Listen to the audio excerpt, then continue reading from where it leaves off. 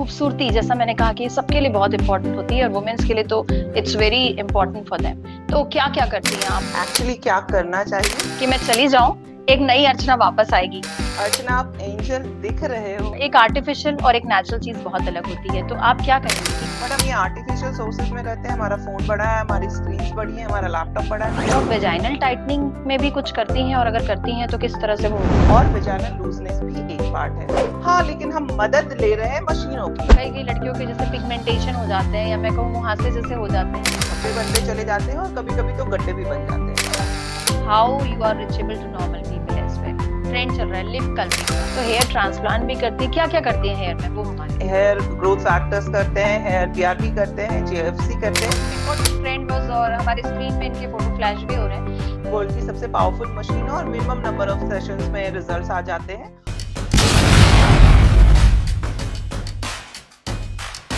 दर्शकों नमस्कार।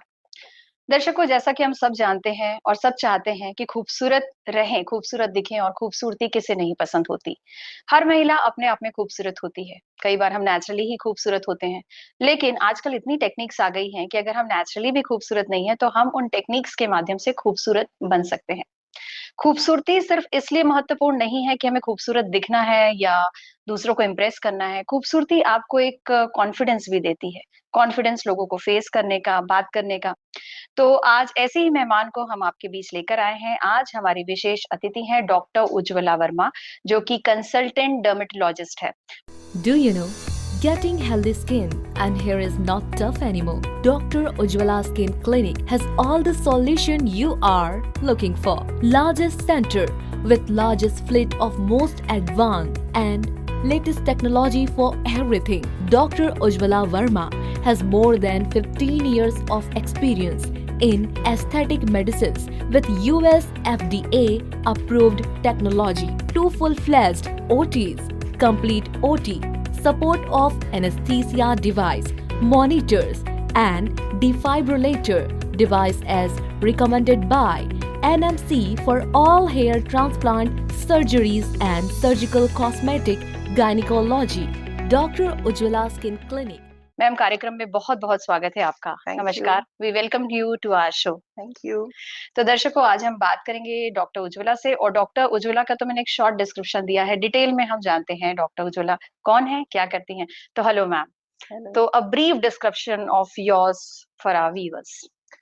So I'm Dr. Ujjwala Verma. I'm a consultant dermatologist. I'm a sensitive skin expert. I have done my diploma and masters in cosmetic gynecology.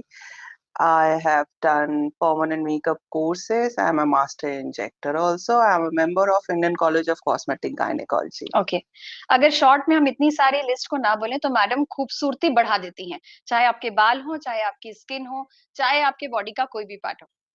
मैं मेरा सबसे पहला सवाल आपसे ये होगा कि खूबसूरती जैसा मैंने कहा कि सबके लिए बहुत इंपॉर्टेंट होती है और वुमेन्स के लिए तो it's very important for them. तो क्या क्या करती हैं आप, अगर मैं बहुत ही सरल शब्दों में आपसे पूछना चाहूँ तो? स्किन के लिए, हेयर्स के लिए, तो स्किन के लिए आप अभी क्या कर रही हैं वो हमारे दर्शकों के लिए? जी। स्किन के लिए बहुत सारे ट्रीटमेंट्स अवेलेबल हैं। सबसे पहले तो मैं प्रेफर करती हूँ कि लोगों को अवेयरनेस हो कि उनको स्किन पे एक्चुअली क्या करना चाहिए। जो उनका स्किन केयर रूटीन है वो बहुत सेफ और माइल्ड हो स्किन के लिए। जितना बेहतर करेंगे उतना अच्छा स्किन रहेगा। उनकी लाइफस्टाइल मॉडिफिकेशन या डाइटरी मॉडिफिकेशन करते हैं। फिर भी यदि आपको मान लीजिए मिलास्मा है या डिसपिगमेंटेशन है या गड्ढे हैं या दाग है, कुछ भी है, उन सभी का इलाज संभव है जो हम अपनी क्लिनिक में करते हैं लेजर के द्वारा या केमिकल पील्स या बहुत सारे ट्रीटमेंट मोडालिटीज हैं। तो कोई भी दाग, गड्ढे या स्कार हम उसको ट्रीट कर सकते हैं। मान लीजिए आपको अपना नाक नक्श नहीं पसंद है, आपका कहीं वॉल्यूम लॉस है, या अगर आपका स्किन सैग कर रहा है, मतलब झुर्रियां बन रही हैं या चेहरा लटक रहा है, या आपने वजन घटा लिया और अब आपका चेहरा उतना चार्मिंग नहीं लग रहा, तो हम उसको स्किन को टाइट भी करते हैं। सो फेस लिफ्ट्स भी हम करते हैं। इवन अगर बॉडी स्कल्पटिंग की बात की जाए तो अगर आपने पहले से वजन घटा रखा और स्किन लूज हो गई है तो आपके फुल बॉडी की स्किन को टाइट किया जा सकता है नॉन सर्जिकली। हम यहाँ जो भी बात कर रहे हैं वो नॉन सर्जिकल बात कर रहे हैं। ओके। तो ऐसे बहुत सारे ट्रीटमेंट्स हैं कि जो कि नॉन सर्जिकली किए जा सकते हैं और आपको बिना दर्द के, बिना परेशानी के आपको एक अच्छा रिजल्ट दे सकते हैं। इसके अलावा स्किन में तो बहुत सारी चीजें हैं, जैसे डार्क सर्कल वो आप ठीक कर सकते हो। बहुत सारी सर्जरीज होती है। स्किन में मस्से हैं, तिल है, आपको नहीं चाहिए, डॉक्टर हम हटा उज्ज्वला, सकते हैं। मुझे आपकी बात सुन के क्या लग रहा है, और दर्शकों से भी मैं कहूंगी कि मैं चली जाऊं, एक नई अर्चना वापस आएगी। अर्चना यहाँ से फैट ज्यादा है, मैं कम कर दूंगी। अर्चना फेस में ये प्रॉब्लम है, मैं ये ठीक कर दूंगी और एक कंप्लीट एक एंजल बना के मैं आपको भेजूंगी। अर्चना, आप एंजल दिख रहे हो, थैंक आपको कुछ यू, ज्यादा की जरूरत है ही नहीं। Thank you ma'am, and same to you. You are also thank you. So beautiful and so ravishing, I must say. Thank you. Okay ma'am, अगला सवाल मेरा ये है कि ठीक है, हम बात करते हैं आजकल ये जो आर्टिफिशियल ट्रीटमेंट्स है, भले आप नॉन सर्जिकल करते हैं, लेकिन कहीं ना कहीं एक भ्रांति होती है सबको मन में कि एक आर्टिफिशियल और एक नेचुरल चीज बहुत अलग होती है। तो आप क्या कहेंगे कि कितना आर्टिफिशियल कितना ठीक रहेगा? जी, देखिए, नेचुरल हमेशा अच्छा होता है, बट नेचुरल में क्या है नेचुरल? हम्म। मतलब हमने बचपन से अच्छा खाना खाया है, लाइफस्टाइल अच्छी रखी है, टेंशन नहीं लिया है, स्किन का केयर किया है, हम्म। आलतू-फालतू जंक फूड्स, पेप्सी कोला ये सब नहीं किया है, लाइक कोल्ड ड्रिंक्स नहीं पिए हैं, हम्म। तब तो नेचुरली हमारी स्किन अच्छी होगी। लेकिन यहाँ पे जीन्स भी काम करते हैं। मान लीजिए आप जेनेटिकली ब्लेस्ड हैं, तो आप एज नहीं करेंगे, कि आपके मम्मी-पापा ट्रू। एज नहीं करे तो आप भी नहीं करेंगे। लेकिन अगर आप जेनेटिकली ब्लेस्ड भी नहीं हैं, आपकी स्किन क्वालिटी भी अच्छी नहीं है, आपने लाइफस्टाइल भी अच्छी नहीं रखी, हम्म। तो सिर्फ नेचुरल से तो आपको वापस से वो स्किन तो नहीं मिलने वाली है, आपको केयर करना पड़ेगा। लेकिन यदि आप बहुत शुरुआत में शुरू करते हो, लाइक जब आप 18-19 साल के होते हो, उस वक़्त से ही अगर आप मॉइस्चराइज़र्स लगाओ, नेचुरल मॉइस्चराइज़र मैं बात कर रही हूँ, हम्म। सिंपल मॉइस्चराइज़र्स लगाओ, सनस्क्रीन्स लगाओ, डाइट एकदम क्लीन रखो, ड्राई फ्रूट्स खाओ, स्प्राउट्स खाओ, जितना हो सके पानी पियो, जितना हम्म। बॉडी अलाउ करती हो आपके जॉब के हिसाब से, उतना पियो और अच्छा सोचो, लाइक स्ट्रेस में मत रहो, हम्म। लाइफस्टाइल अच्छी रखो, नींद अच्छी रखो, सब नेचुरली अच्छा मैम, रहेगा। मतलब बीइंग अ डर्मेटोलॉजिस्ट भी आप मानती हैं कि जो लाइफस्टाइल है और जो नेचुरल चीजें हैं, जो डाइट है, वो बहुत वाइटल रोल प्ले करती है हमारे लुक्स में, हमारी बेसिकली स्किन में? या हाँ, क्योंकि देखिए हम लिविंग ऑर्गन्स हैं, हम्म। लाइक हमारा पूरा सेल जो है वो लिविंग है, हम्म। तो उसको हर चीज़ से मतलब है। हम्म। जो हम खा रहे हैं वो हमारे शरीर में जाके बन रहा है। हम्म। अगर हम अच्छा खाएँगे तो हम हमारी स्किन अच्छी रहेगी, बाल अच्छे रहेंगे, हड्डियाँ अच्छी रहेंगी, खून अच्छा रहेगा। हम्म। लोग बोलते हैं ना अनार खाओ तो खून बनेगा या सेब खाओ तो। हम्म। सो डाइट बहुत मेजर इम्पैक्ट रोल प्ले करती है जी। और इनिशियल 20 साल आपको नहीं समझ में आता है, क्योंकि तब तक जेनेटिक इतना ज़्यादा ब्लेस्ड होते हैं क्योंकि भगवान ने बना के भेजा है बॉडी। हम्म। 20 साल तक तो कुछ समझ ही नहीं आता कि हमको कोई हार्म भी हो रहा है। ट्रू। हमारी लाइफ़स्टाइल वहीं खराब होनी शुरू होती है और हम 25-30 में एजिंग के साइन से पीड़ित होते हैं क्योंकि हमने अपनी लाइफ़स्टाइल अच्छी ही नहीं रखी। Ma'am, sometimes we even cross 40 and we are not aware about it. हम बहुत नेचुरली लेते रहते हैं कि जी। ठीक है, ओके। और हम बहुत बारी ऐसा सोचते हैं कि हम 40 के हो गए, अब हमको कुछ रेटिनॉल नाइट क्रीम लगाना चाहिए और ये एंटी एजिंग है। ओके। नहीं, एंटी एजिंग का मतलब है हम एज नहीं होने देंगे खुद को और ये जितना जल्दी शुरू करेंगे, उतना बेहतर होगा। तो खास के ओके। विटामिन सी या कोई भी स्किन रिसर्फेसिंग एजेंट अगर हम यूज़ कर रहे हैं, हम्म। तो 20s 25 में अगर हम शुरू कर लेते हैं, तो वो एंटी एजिंग है। मैम, ये जो एंटी एजिंग आप बोल रही हैं, तो इसके कोई साइड इफेक्ट्स नहीं होते? हम जैसे जितनी अर्ली, मान लीजिए हमने 25 साल की उम्र में एक एंटी एजिंग बाय पिल्स लेना स्टार्ट कर दिया या कोई आर्टिफिशियल मेथड से, नहीं, तो नहीं, एंटी एजिंग का मतलब हर चीज़ आर्टिफिशियल नहीं होता। जैसे विटामिन सी सीरम, ओके। सबसे यंग इंडिविजुअल का एंटी एजिंग है, हुँ। hyaluronic एसिड सीरम ये एंटी एजिंग है। हुँ। अब मान लीजिए आपको लगता है नहीं मुझे सब नेचुरल रखना है, तो आप एलोवेरा लगाओ फेस पे, okay. Hydrating agent, anti inflammatory होता है। हुँ। बट आप सनस्क्रीन भी लगाओ। हुँ। ऐसे ही घर के जो पुराने नुस्खे हम करते थे लाइक हुँ। उपटन एंड स्क्रब्स हुँ। या मैम, कुछ-कुछ सनस्क्रीन में आना लगाना। चाहूँगी। जी। सनस्क्रीन के लिए भी बहुत ज़्यादा डिलेमा है लोगों को कि सनस्क्रीन हर कोई यूज़ नहीं करता। तो tell us something about sunscreen. या जो सबसे बेस्ट एंटी एजिंग और सेफ एंटी हुँ। एजिंग है वो सनस्क्रीन है, आप जितना जल्दी शुरू और क्या करो। घर में भी हम सनस्क्रीन लगा के रखें? जी, बिल्कुल घर में भी सनस्क्रीन लगाना चाहिए क्योंकि हम आर्टिफिशियल लाइट्स में ज़्यादा रहते हैं। हुँ। Sun being a major source of ultraviolet radiation, हम उसमें ज़्यादा देर नहीं रहते क्योंकि हमको गर्मी लगती हुँ। है। बट हम ये आर्टिफिशियल सोर्सेज़ में रहते हैं, हमारा फ़ोन बड़ा है, हमारी स्क्रीन्स बड़ी हैं, हमारा लैपटॉप बड़ा है, इवन टीवी स्क्रीन्स बहुत बड़ी हो गई हैं और इवन द लाइट्स कंटीन्यूअस रहते आल्सो? हैं। या हमने जो लाइट्स ऑन कर रखी है वो ओके। कंटीन्यूअस एक्सपोज़र दे रही हैं। ओके। तो जो लोग सेंसिटिव है टुवर्ड्स लाइट, जैसे जल्दी टैन हो जाते हैं या उनको पिगमेंटेड डिसऑर्डर्स है या हुँ। मेलास्मा है और फ्लेयर होता है, इवन किचन की आँच से भी आपके बढ़ सकता है।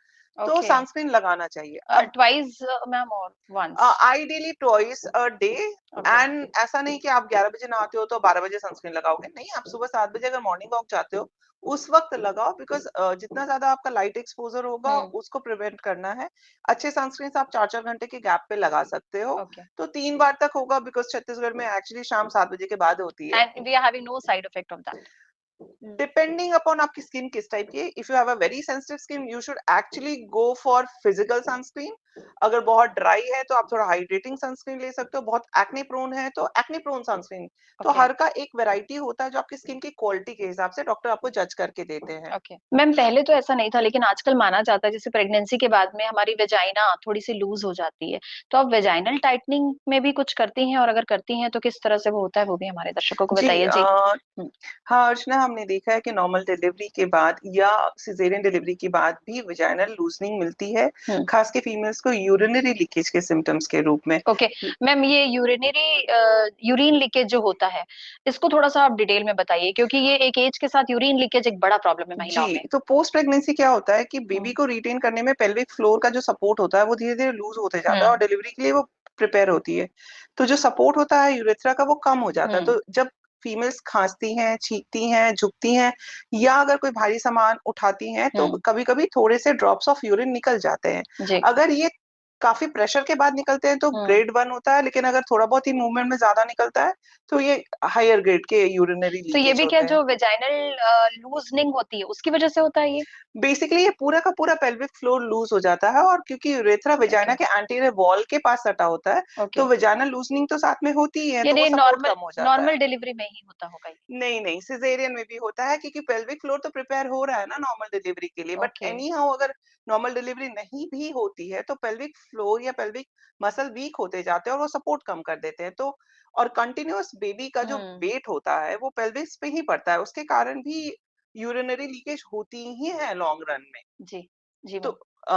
ये ऐसा कॉमन कंडीशन है, अधिकतर फीमेल्स के होता है, बट क्योंकि वो थोड़ा-सा एम्बैरेसिंग सिचुएशन होता है, तो फीमेल हुँ। इसको कन्वे नहीं करती या बहुत लोगों को नहीं पता और होता है। थोड़ा अनहाइजीनिक भी है इसलिए भी। हाँ, बिकॉज़ हर बारी अगर आपके अंडरगारमेंट्स गीले हो जाते हैं, आप प्रोन टू फंगल इन्फेक्शन हो हुँ, जाओगे, हर वक़्त रैशेज़ रहेंगे, कंफर्टेबल नहीं रहोगे, कॉन्फिडेंस नहीं रहेगा, हर ड्रेस में कंफर्टेबल नहीं रह सकते हो, येस। मीटिंग्स आप अवॉइड करने लगते हो, पार्टीज़ अवॉइड हुँ, करते हो, तो सिचुएशन थोड़ी खराब होती हुँ, जाती है फ़ोन और इस पे वर्कअप करना काफ़ी ज़्यादा ज़रूरी हो जाता है। तो कंक्लूड। कॉन्फिडेंस कम हो जाता है फीमेल्स का, तो यूजुअली उनकी जो पर्सनल लाइफ़ होती है, वो बहुत ही ज़्यादा हुँ, खराब होने लगती है।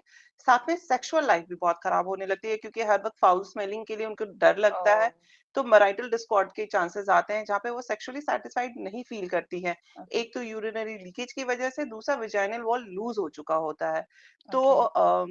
मैरिटल डिसहार्मनी बहुत होती है, तो मोस्ट ऑफ द टाइम डाइवोर्सेस के जो भी या डिस्कॉर्ड के जो भी चांसेस होते हैं, ये इनर हिडन कॉज़ यही होता है। ओह! अच्छा, यूजुअली ना वेजाइनल लैक्सिटी के कारण या पेल्विक फ्लोर लैक्सिटी के कारण फीमेल्स होती हैं वो सबसे ज़्यादा सफ़र करती हैं क्योंकि उनको प्लेज़र कम आ रहा होता है। ओह! एंड अगर हस्बैंड सैटिस्फाइड नहीं होते हैं तो भी मैरिटल डिसहार्मनीज़ होती हैं। यानी वेजाइनल लूज़निंग की अभी हम बात कर रहे हैं मैडम। हम एक्चुअली पूरे पेल्विक फ्लोर लूज़निंग की बात कर रहे हैं जहाँ ओके, पे हमारा यूरिनरी लीकेज भी एक पार्ट है ओके, और वेजाइनल लूज़नेस भी एक पार्ट है। ओके। तो हमको सिम्पटम्स सारे ही आते तो आप हैं। बीइंग अ डॉक्टर, आपके पास तो बहुत सारे पेशेंट आते होंगे इस, जी। क्योंकि नॉर्मली मैम पहले तो हम इस मैटर पे बात नहीं करना चाहती थी, फीमेल्स भी और मेल्स भी। नो डाउट डिस्कम्फर्ट तो पहले भी होता होगा, लेकिन अब इतनी टेक्निक्स आ गई है और हम अब थोड़े ओपन अप भी हो गए हैं। जी। तो आपके पास जैसे पेशेंट्स आते हैं, तो जिस तरह से आप बोल रही हैं कि इस वजह से उनकी सेक्सुअल लाइफ भी दिक्कत में आती है और एक डिस्कम्फर्ट भी होता है, और आप ये भी बता रही हैं कि डिवोर्स के केसेस भी बढ़ते जी, हैं। मोस्ट ऑफ द डिवोर्स के केसेस मैरिटल डिसहार्मनी में होता है हुँ, क्योंकि usually males if they are not satisfied हुँ, तो वो फीमेल की लाइफ में इम्पैक्ट होने लगता है, वो उसको अवॉइड करने लगते हैं एंड फीमेल भी क्योंकि कॉन्फिडेंट नहीं फील करती हैं, तो बहुत ज़्यादा अफेक्शन उनको फील नहीं होता है हुँ, टुवर्ड्स देयर पार्टनर। तो कहीं न कहीं अलगाव थोड़ा-थोड़ा मेंटल होना शुरू होता है, जो कि ओके। फिर बाद में इन लॉन्ग रन काफ़ी परेशानी देता है। ओके, तो जब आते हैं तो वेजाइनल टाइटनिंग की क्या-क्या प्रोसेस होती है और कैसे आप करती हैं? मतलब is it available in your clinic as well? या हमारे ओके, क्लिनिक में नॉन सर्जिकल एंड सर्जिकल दोनों ही तो जैसे ट्रीटमेंट्स आम तौर पे अवेलेबल हम ये हैं। सुनते हैं तो डर लगता है। एक प्रेगनेंसी में ही हमको डर लगता है। जी। तो वेजाइनल टाइटनिंग जब एक आम महिला को हम कहेंगे कि आपकी वेजाइना को टाइट करना है, तो उसे डर लगेगा, टाँके लगेंगे, क्या होगा?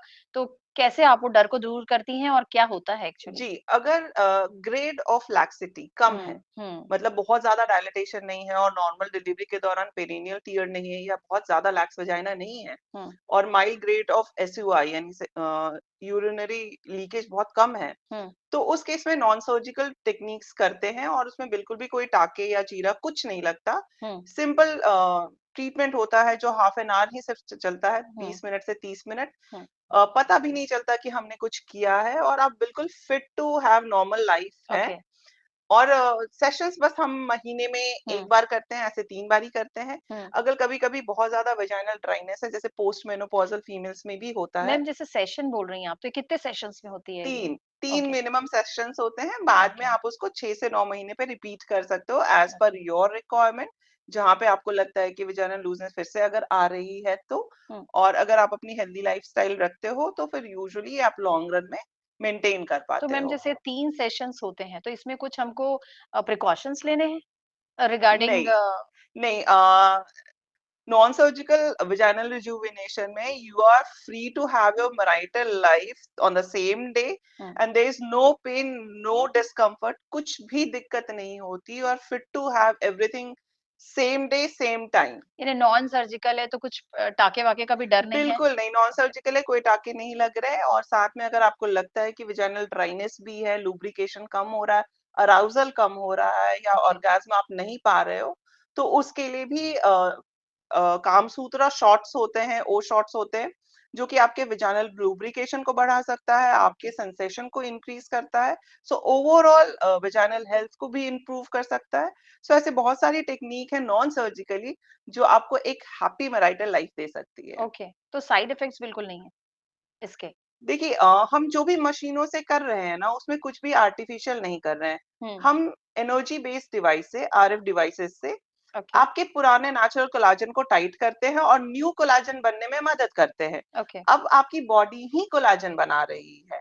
अब जब हम हुँ, कामसूत्रा शॉट देते हैं तो भी वहाँ पे प्लेटलेट रिच प्लाज्मा यूज़ किया जाता है, ओके, जो कि आपके ही बॉडी से लिया गया ग्रोथ फैक्टर है और इंजेक्ट कर दिया जाता है। ओके, उसका काम है आपके नेचुरल सेल को और हेल्दी बनाए और टाइट बनाए, तो आप एक हेल्दी लाइफ़स्टाइल जी सकें। तो इसमें कुछ भी आर्टिफिशियल नहीं कर रहे। जी, हाँ, लेकिन हम मदद ले रहे हैं मशीनों की। जी, मशीनें काम कर रही हैं आपके बॉडी को नए सेल्स बनाने में हेल्प करने के लिए और पुराने जो टिश्यू लूज हो गए हैं उसको टाइट कर देती हैं बिना काट-छाँट, बिना कोई भी आर्टिफिशियल चीज़ अंदर दिए हुए। ये ओके, टेक्नोलॉजी है जो आपके नेचुरल स्किन को, नेचुरल म्यूकोसल वॉल को या कोलाजन को टाइट करती जाती है। So okay. कुछ भी हम आर्टिफिशियल नहीं कर रहे हैं। यानी जो भ्रांति होती है इस तरह की एक एज के साथ दर्शकों हमने भी देखा है मैम हैड सीन की एक ड्राइनेस आ जाती है जैसा आपने कहा और जी, जिस पे आप बात कर रही हैं कि उस ड्राइनेस की वजह से ईचिंग होती है, जी, रैशेज़ बहुत होता है। होती है। तो ये एक नेचुरल कोलेजन सबको पता है कि एक नेचुरल कंटेंट है जो आमतौर पे हम कहते हैं कि गाजर से मिलता है। तो ये एक तरह से एक मैं कहूँगी नेचुरल तरीका है जब जैसे आप विटामिन्स वगैरह लेते हैं उस तरीके से आप अपनी वेजाइनल हेल्थ का ध्यान रख सकते हैं। जी, तो मैम ना केवल आप खूबसूरती बढ़ाए आप तो इनर पूरा पूरा सिस्टम बदल दिया आपने तो भगवान का जी। लग रहा है मुझे। नहीं, नहीं नहीं, ब हमने भगवान जी, का सिस्टम नहीं बदला। देखिए, ओके, आप खुश अंदर से रहिएगा तभी चमक हाँ, आएगी चेहरे पे, ओके, तभी आप सुंदर रहिएगा। ओके, आप सिर्फ चेहरा सुंदर करके अंदर से अगर आप सेक्सुअली सैटिस्फाइड नहीं हो या हुँ, अंदर से कॉन्फिडेंट नहीं फील कर रहे हो, तो ओके, चमक चेहरे पे भी नहीं दिखने वाली है। ओके। मैम आमतौर पे जब लड़कियों की शादी होती है, ये मेरा अगला सवाल है आपसे, तो ब्यूटी को लेके बहुत कंसर्न होता है। कई-कई लड़कियों के जैसे पिगमेंटेशन हो जाते हैं या मैं कहूँ मुहासे जैसे हो जाते हुँ, हैं, हुँ, हुँ। तो क्या इसका भी ट्रीटमेंट आप करती हैं? जी, बिल्कुल। बहुत बारी क्या होता है कि स्कूल के टाइम में लोगों ने ध्यान नहीं दिया या कॉलेज के टाइम में नहीं हुँ, ध्यान दिया तो कलर डल हो जाता है, पैची पिगमेंटेशन आ हुँ, जाती है या फिर मुहासे बहुत ज़्यादा फोड़े हैं खुद से हुँ, और सनस्क्रीन भी नहीं लगाया तो काले धब्बे बनते चले जाते हैं और कभी-कभी तो गड्ढे भी बन जाते हैं। ओह! तो ऐसा कोई भी सिर्फ़ हुँ, लड़कियाँ ही नहीं, लड़कों हुँ, के लिए भी ट्रीटमेंट अवेलेबल है। ओके, पिगमेंटेशन हम घटा सकते हैं ट्रीटमेंट से, मेडिसिन से, सप्लीमेंट से।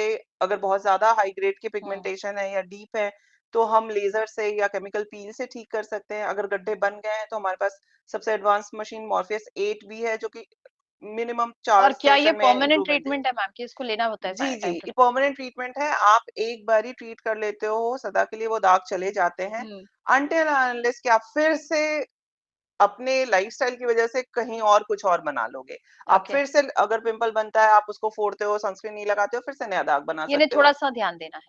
जी, लाइफस्टाइल मॉडिफिकेशन चाहिए, आपको स्किन केयर होना चाहिए, जी, सनस्क्रीन लगाइए और लाइफस्टाइल अच्छी रखिए, डाइट अच्छी रखिए ताकि हीलिंग अच्छी हो। हीलिंग अच्छी होगी तो पिगमेंटेशन नहीं बनेंगे। Okay. Ma'am my next question is related to this कि आम तौर पे जब हम इस तरह के डर्मेटोलॉजिस्ट की बात करते हैं, तो एक मन में एक दुविधा होती है कि अगर ये सिर्फ़ एलीट क्लास के लिए तो नहीं है, तो इसकी कॉस्ट किस तरह से हमारे एक नॉर्मल क्लास को अफ़ेक्ट करेगी और how you are reachable to normal people as well? So जो भी ट्रीटमेंट हमारे क्लिनिक में अवेलेबल है वो रीचेबल टू ऑल पब्लिक है। हुँ, ऑफ कोर्स उनका कंसर्न कितना बड़ा है ये भी बहुत इंपॉर्टेंट हुँ, बात होती है कि मान लीजिए आपने स्किन एकदम ही डैमेज करके आप आए हुँ, हो, तो अब वो सिंपल दवाइयों से तो नहीं ठीक होगी। तो अब हुँ, हमको तो कुछ तो करना पड़ेगा, या तो लेजर या फिर कुछ और मशीनों का हुँ, उपयोग। अगर हम कुछ भी ऐसा करते हैं तो भी वो बजट फ्रेंडली ही शुरू होता है। ओके, बट सिवियरिटी पे डिपेंड करेगा कि हमको कितनी बार करना पड़ेगा या फिर कौन सी वाली मशीन यूज करनी पड़ेगी। तो ओके, ये इस बात पे नहीं डिपेंड करता है कि कॉस्ट कितना पड़ता है, आपकी स्किन कितनी डैमेज है, हमको कितना करना पड़ेगा उसको रिकवर करने के लिए, जी। वहाँ पे आपके कॉस्ट चेंज होते हैं। But it's feasible feasible for to all. Everyone है। आई वोंट से कि एकदम लाल कार्ड वाले लोग करा पाएँगे, ऑफ कोर्स नहीं करा पाएँगे। But but for a still it normal is public it's reachable. Very feasible and जो रिजल्ट्स है वो मिनिमम नंबर ऑफ सेशंस में आ जाते हैं। ओके। तो ऑफ कोर्स ओवरऑल बजट आपका कम ही रहता है। ओके। मैम आजकल एक ट्रेंड चल रहा है लिप कलरिंग का, सो जी। That is also available in your या lip blush is very important, especially हम जब तक बचपन में हुँ, अपने लिप्स चैप करते रहते हैं या होंठ फटते रहते हैं या लिप ब्लैक हो गई जिस भी कारण से, लड़कों के खास के स्मोकिंग के सो कारण से। It's a permanent lip colour? या इट्स अ परमानेंट, और permanent means anything which last for normal से ज्यादा।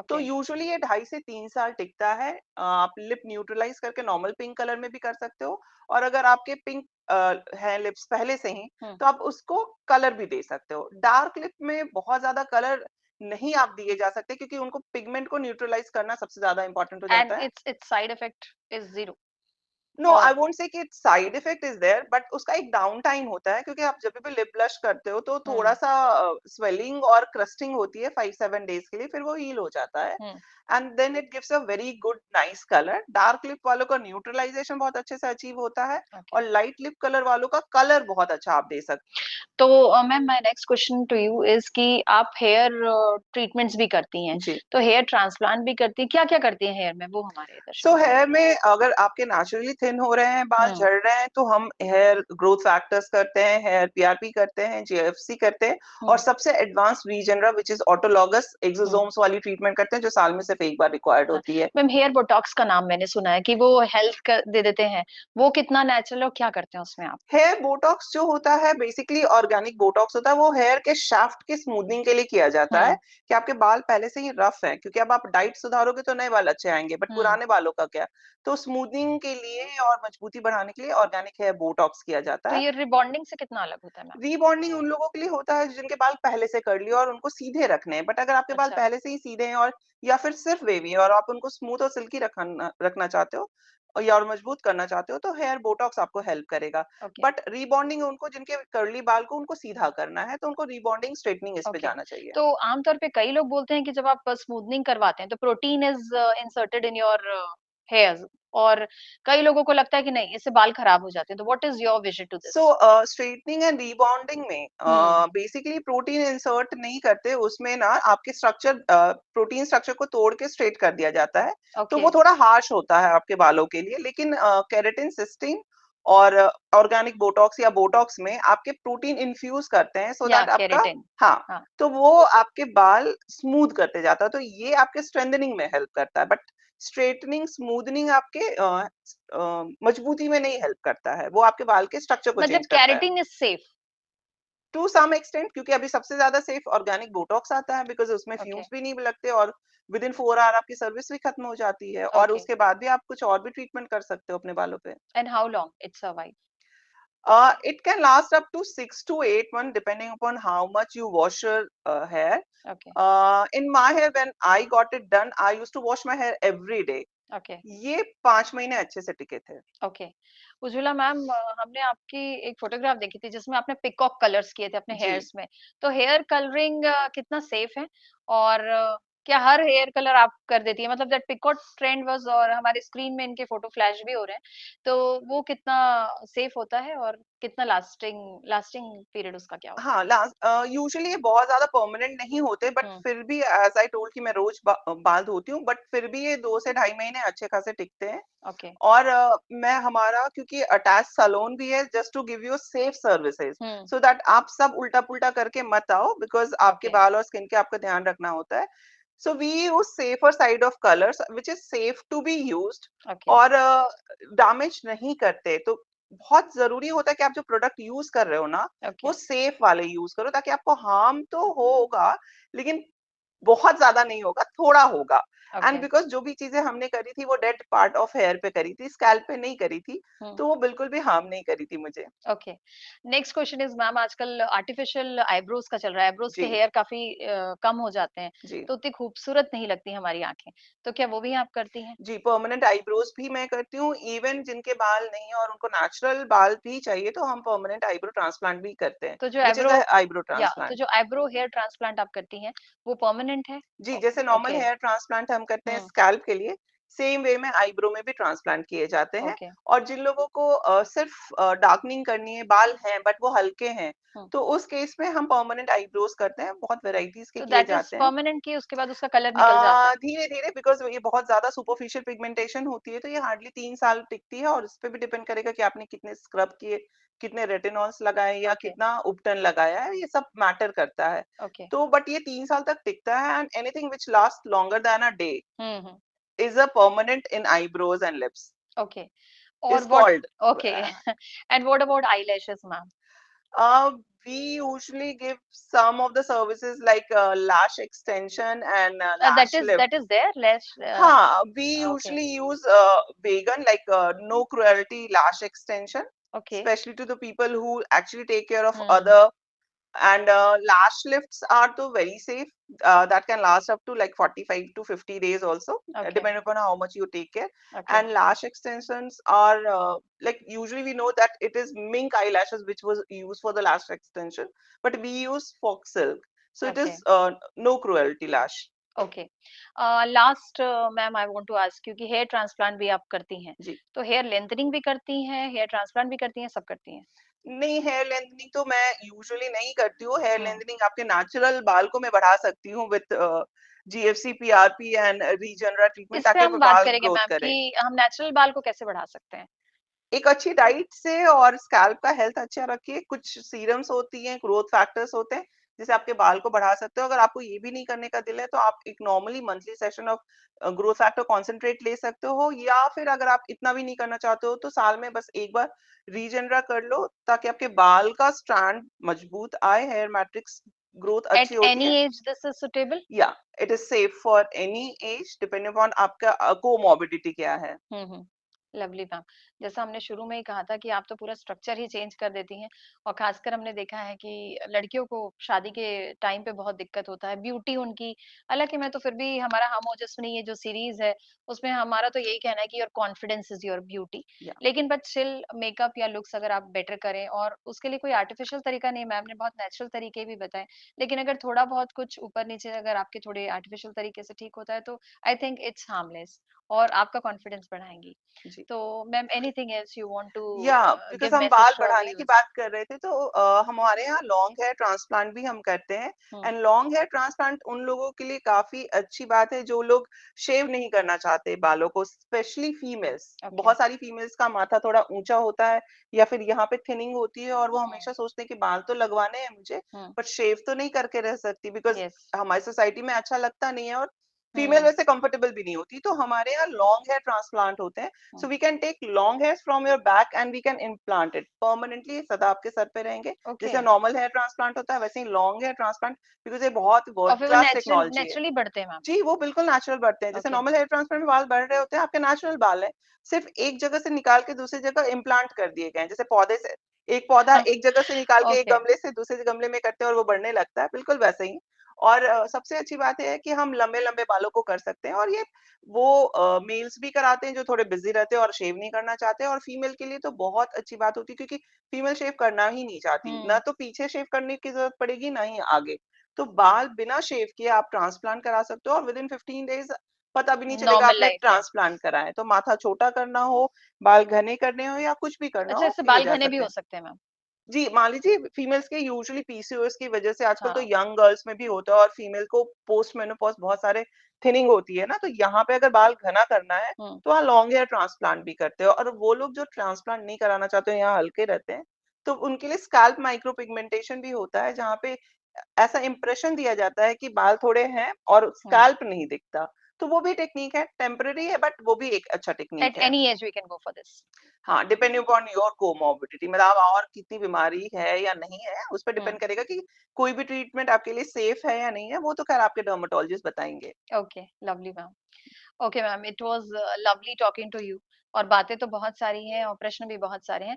जाते-जाते एक अंतिम सवाल आपके साथ लूँगी कि जी, लेज़र ट्रीटमेंट्स भी आप करती हैं जिसमें परमानेंट हेयर्स अनवांटेड हेयर्स हैं आप हटा सकते जी। हैं। चाहे हम अपर लिप्स की बात करें या हम अंडर आर्म्स की बात करें या वेजाइनल एरिया की, तो ये भी आपके यहाँ होता है और ये जी, कितना हमारे यहाँ सेफ फुल है? बॉडी लेज़र हेयर रिमूवल होता है और हमारे पास वर्ल्ड की सबसे पावरफुल मशीन है और मिनिमम नंबर ऑफ सेशंस में रिजल्ट्स आ जाते हैं और हम किसी भी कलर के स्किन पे और किसी भी कलर के बाल और किसी भी तरीके हुँ। के बाल, यानी बहुत कड़े बाल हैं या बहुत हल्के बाल हैं, किसी भी बाल को हटा हाउ सकते हैं। Many sessions we take for this ma'am? For normal individual usually 6 to 8 sessions okay. लगते हैं बट अगर बहुत ज़्यादा हार्मोनल प्रोफाइल गड़बड़ है, लाइक पीसीओएस है हुँ, और बिल्कुल कंट्रोल में नहीं है, तो 1-2 सेशन थोड़े से ज़्यादा लगते हैं। डिपेंड करेगा आप ओके। अपनी लाइफ़स्टाइल कितनी अच्छी रख रहे हो, हुँ। लाइक आपका पीसीओएस कितना एक्टिव है। ओके और इसके बाद में जब वापस हेयर ग्रोथ होती है, वो कब होती है? कितना टाइम की इसकी लास्टिंग है? Uh, permanent hair removal is permanent. Permanent, okay. हाँ, जब तक कि आपके बॉडी में कुछ परमानेंट एंड हार्मोनल चेंजेस नहीं हो इट जाते इज़ हैं। It is safe madam? हाँ, इट इज़ सेफ। जितनी भी मशीनें हम यूज़ करते हैं अपने क्लिनिक में, हुँ, सभी यूएस एफडीए अप्रूव्ड हैं स्किन पे यूज़ करने के लिए उस पर्टिकुलर इंडिकेशन के लिए। हुँ, तो हाईएस्ट स्टैंडर्ड ऑफ जो अप्रूवल होता है वर्ल्ड में हुँ, मशीनों का या कोई ट्रीटमेंट का, वो यूएस एफडीए अप्रूवल होता है। मेरे पास 57 डिवाइसेज़ हैं, सभी यूएस एफडीए अप्रूव्ड हैं किसी भी चीज़ को करने के लिए। सो सेफ्टी स्टैंडर्ड हम बहुत हाई रखते हैं, मशीनें सब वर्ल्ड क्लास हैं। इंटरनेशनली आप कोई भी मशीन सर्च करोगे वो इंटरनेशनल प्लेटफ़ॉर्म पे मिल रही होगी या ओके, आपके सेलिब्रिटी उससे ट्रीटमेंट ले रहे होंगे। तो आप भी ले सकते हो और वो ओके, सेफ है करने के लिए। Okay. Thank you so much for coming ma'am. We had a lovely conversation और जैसा मैंने कहा कि ब्यूटी पे तो इतने सवाल होते हैं, जी, बीइंग अ वुमन मेरे अंदर इतने सारे आ रहे हैं। तो क्योंकि जैसा मैंने बताया टाइम हैज़ इट्स लिमिट। तो love the conversation, we had you here. Thank you so much for that. Thank you Archana. Okay. तो दर्शकों हमारे साथ थी डॉक्टर उज्ज्वला वर्मा। बहुत अच्छी कन्वर्सेशन रही इनके साथ। उम्मीद करते हैं आज की जानकारियाँ तो आपको बहुत अच्छी लगी होंगी। अपनी ब्यूटी को निखारिए। हमारी एक ओजस्विनी डॉक्टर उज्ज्वला भी थी। इनके भी बहुत सारे स्ट्रगल्स थे बट हमने आज सॉल्यूशंस पे बात की। उम्मीद करते हैं आज की जानकारी आपको बेहद पसंद आई होगी। आने वाले अंकों में ऐसी ही जानकारियों को लेकर आपके सामने उपस्थित होंगे। दीजिए हमें विदा। नमस्कार।